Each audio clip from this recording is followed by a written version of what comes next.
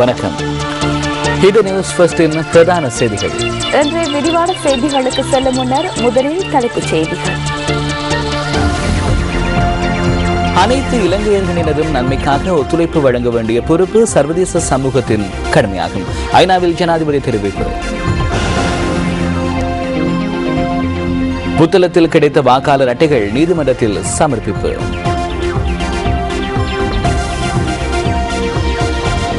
அதிக விருப்பு வாக்குகளை பெற்ற வேட்பாளர்களுக்கு முதலமைச்சர் பதவி வழங்கப்படும் என்ற தீர்மானத்தில் எவ்வித மாற்றமோ திருத்தமோ கிடையாது. பிரதமர் தெரிவிப்பு.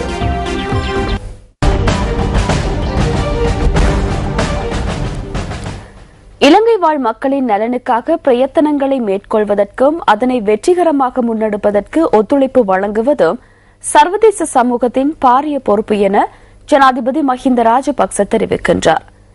ஐக்கிய நாடுகளின் பொதுச்சபை கூட்டத்தில் நேற்று உரையாற்றும் போது ஜனாதிபதி இதனை குறிப்பிட்டுள்ளார். பல்வேறு உலக நாடுகளின் தலைவர்கள் பங்கேற்றுள்ள ஐக்கிய நாடுகளின் பொதுச்சபை கூட்டத்தின் 68வது பருவகால கூட்டத்தொடரில் ஜனாதிபதி மஹிந்த ராஜபக்ச நேற்று உரையாற்றினார். எனது நாட்டில் யுத்தத்துக்கு பின்னர் அபிவிருத்தி நடவடிக்கைகளை படிப்படியாக முன்னெடுப்பதற்கு சந்தர்ப்பம் வழங்குங்கள். 3 தசாப்த காலமாக நடைபெற்ற பயங்கரவாதிகளுக்கு எதிரான யுத்தத்தின் பின்னர் அபிவிருத்தி மற்றும் புனரமைப்பு செயற்பாடுகளை முன்னெடுத்துச் செல்வதற்கு முடிந்துள்ளமை தொடர்பில் மகிழ்ச்சி அடைகின்றேன்.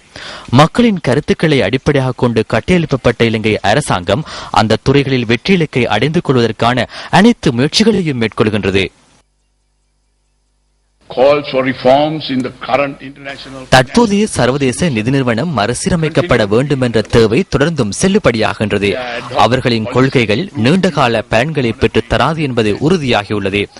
எனவே அபிவிருத்தி அடைந்து வரும் உலகில் இவ்வாறான நிதி நிறுவனங்கள் செயற்திறன் மிக்கவையாக மாற வேண்டும்.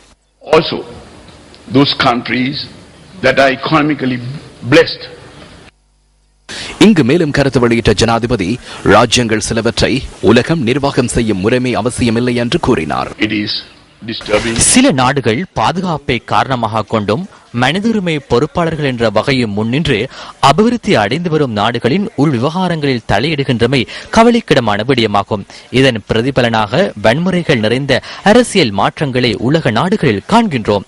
சர்வதேச பாதுகாப்பை பலப்படுத்துவதற்காக பெரும்பான்மை இணக்கப்பாட்டின் கீழ் ஐக்கிய நாடுகள் சபைக்கு அதிகாரம் இருக்கும் போதும் சில ராஜ்யங்களின் போலீஸ் வளாகம் உலகிற்கு அவசியமில்லை.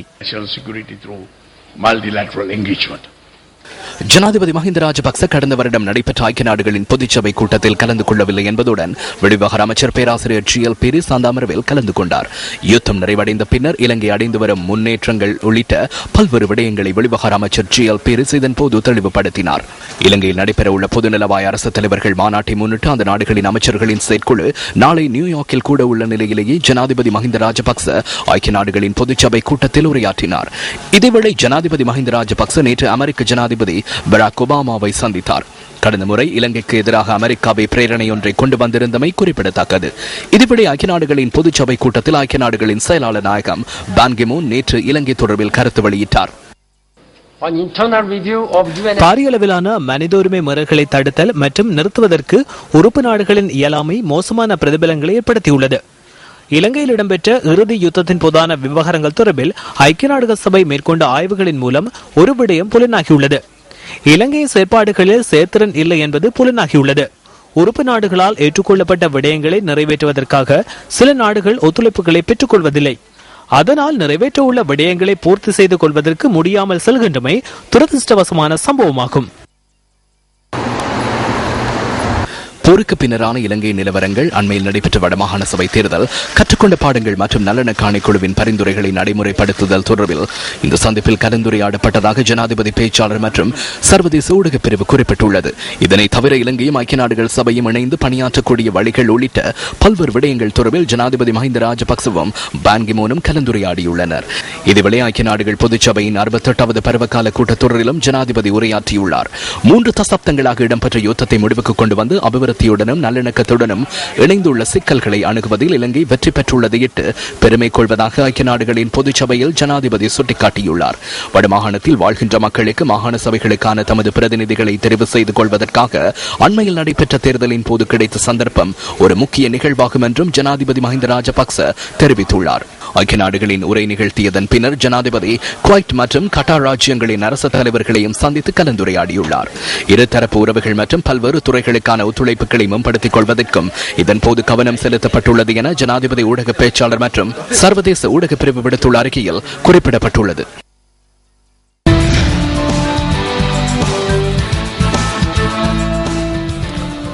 அதிக விருப்பு வாக்குகளை பெற்ற வேட்பாளருக்கு முதலமைச்சர் பதவியை வழங்கும் தீர்மானத்தில் எவ்வித மாற்றமோ அல்லது திருத்தமோ மேற்கொள்ளப்படவில்லை என பிரதமர் DM ஷேரத்ன தெரிவிக்கிறார்.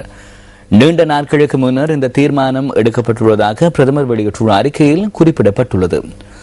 மத்திய மாகாணத்தின் முதலமைச்சர் தெரிவு குறித்து ஊடகங்களில் வெளியாகும் செய்தியில் எவ்வித உண்மையும் கிடையாது என பிரதமர் கூறியுள்ளார். இந்த நாட்டின் எதிர்காலம் இளைஞர் யுவதிகளுக்கு வழங்கப்பட வேண்டும் என தான் நம்புவதாகவும் தனது புதல்வருக்கு மாத்திரமன்றி திறமையான எந்த ஒரு இளைஞர் யுவதிக்கும் அது பொருத்தமானது எனவும் இதன்போது பிரதமர் கூறியுள்ளார். இதற்கு முன்னர் நடைபெற்ற மாகாண சபை தேர்தலில் தற்போதைய சபாநாயகர் சமல் ராஜபக்சவின் மகன் ஊவா மாகாண சபையின் முதலமைச்சர் பதவிக்கு ஐக்கிய மக்கள் சுதந்திர கூட்டமைப்பு சார்பில் தெரிவு செய்யப்பட்டுள்ளதாக இதன்போது இளைஞர்கள் எழுப்பிய கேள்வியொன்றுக்கு பதிலளிக்கும் வகையில் பிரதமர் குறிப்பிட்டுள்ளார். வடமேல் மாகாணத்தின் முதலமைச்சராக யார் நியமிக்கப்படுவார் என்பது தொடர்பில் ஆரம்பம் முதல் விவாத நிலைமையே காணப்பட்டது. தயாசிரி ஜெயசேகர ஸ்ரீலங்கா சுதந்திர கட்சியுடன் இணைந்து போட்டியிட ஆரம்பித்த நாள் முதல் இந்நிலைமையை காண முடிந்தது. எனினும் தேர்தல் முடிவுகளின்படி வடமேல் மாகாணத்தில் குருநாகல் மாவட்டத்தில் போட்டியிட்ட தயாசிரி ஜெயசேகர அதிக விருப்பு வாக்குகளை பெற்று வெற்றி பெற்றார். தேர்தலுக்கு முன்னர் கூறிய விடயங்கள் தொடர்ந்தும் செல்லுபடியாகுமா? வடமேல் மாகாணத்தில் முதலமைச்சர் பதவி தொடர்பில் தயாசிரி ஜெயசேகரவுடன் முன்னாள் முதலமைச்சர் அதுல விஜயசிங்க அதிகமாக வாதங்களில் ஈடுபட்டார். ஐக்கிய மக்கள் சுதந்திர கூட்டமைப்பின் வடமேல் மாகாணத்தில் குருநாகல் மாவட்ட குழுவின் தலைவரே நான். எமது கட்சியில் முதலமைச்சர் வேட்பாளர் ஒருவர் நியமிக்கப்படவில்லை. வெற்றி பெற்ற பின்னர் என்னை முதலமைச்சராக நியமிப்பதற்கு அவருக்கு உரிமையுள்ளது. அவ்வாறு இல்லாமல் நானே முதலமைச்சர் என்று பெயர் சூட்டிக் கொண்டு செல்வது எனது எதிர்பார்ப்பு அல்ல.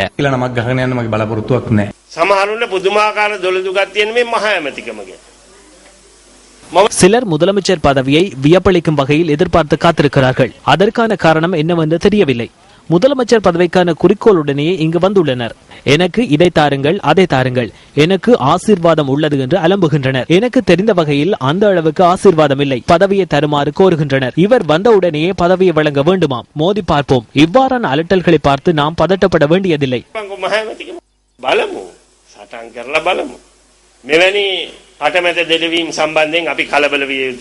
முதலமைச்சர் என்ற பதாகையை நான் ஜனாதிபதியிடம் கேட்கவில்லை. அது மட்டுமல்ல, மாவட்ட குழு தலைவர் பதவியையும் கூறவில்லை. தேர்தலில் போட்டியிட வேண்டும் என்ற தேவையே எனக்கு இருந்தது. வரவேற்பதற்காக அதிக சன கூட்டம் இருந்தாலும் வெற்றி பெறுவார் என்பதில் எனக்கு நம்பிக்கை இல்லை. எனினும் நாம் அனைவரும் ஐக்கிய மக்கள் சுதந்திர கூட்டமைப்பின் உறுப்பினர்கள். ஐக்கிய மக்கள் சுதந்திர கூட்டமைப்பு ஆட்சி பீடமேற அதிக முயற்சிகளை மேற்கொண்டவர்கள். எனவே இறுதி தீர்வு அன்புள்ள மக்களை சார்ந்தது. நான் பெற்றுக்கொள்ளும் 1,30,000 வாக்குகளையும் எமது தலைவரின் 2 கால்களுக்கு அருகில் போடுவேன். அதன் பின்னர் அவர் விரும்பிய ஒருவரை நியமிப்பார். நான் எனது கட்சி உறுப்புரிமையை நீக்கிவிட்டு வடமேல் மாகாண சபை தேர்தலில் போட்டியிடுவதற்கு இதுவே காரணமாகும். இறுதியில் வடமேல் மாகாண சபை தேர்தலில் தயாசிரி ஜெயசேகர 3,36,327 விருப்பு வாக்குகளை பெற்று சாதனை மிகு வெற்றியை பெற்றுக் கொண்டார். முன்னாள் முதலமைச்சர் அதுல விஜயசிங்க 47,014 விருப்பு வாக்குகளை பெற்றுக் கொண்டார். அவர்கள் இருவருக்கும் இடையே 2,89,313 வாக்குகள் வித்தியாசம் காணப்படுகின்றன. எனவே தற்போது வடமேல் மாகாணத்தின் முதலமைச்சர் யார்?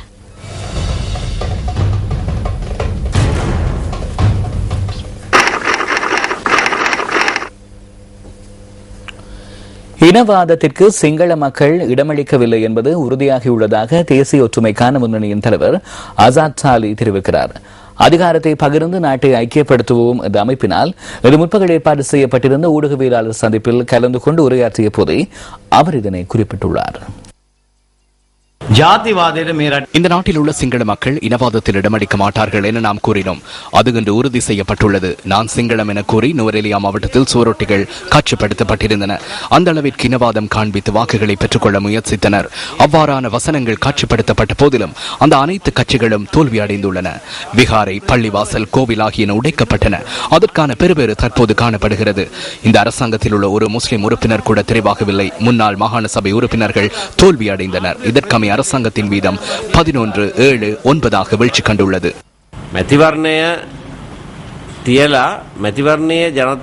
தேர்தல் விஞ்ஞாபனத்தினூடாக நாட்டை பிரிப்பதற்காக போலி பிரசாரங்களை முன்னெடுத்தனர். அவ்வாறு ஒன்றும் அதில் இருக்கவில்லை. நாட்டில் முழுமையான அதிகார பகிர்வை வழங்குவதனூடாக மாத்திரமே உரிய தீர்வை பெற்றுக் கொடுக்க முடியும். தற்போது மக்கள் கதைத்து நிறைவு செய்துள்ளனர். தமிழ் தேசிய கூட்டமைப்புக்கு மக்கள் வாக்களித்துள்ளமையினால் தமிழ் தேசிய கூட்டமைப்புடன் மீண்டும் கலந்துரையாடல்களை ஆரம்பிக்குமாறு அரசாங்கத்திடம் கேட்டுக்கொள்கின்றோம். முழு அதிகாரத்தையும் அவர்களுடைய கைகளில் வைத்துக் கொண்டிருப்பது அல்ல ஜனநாயகம்.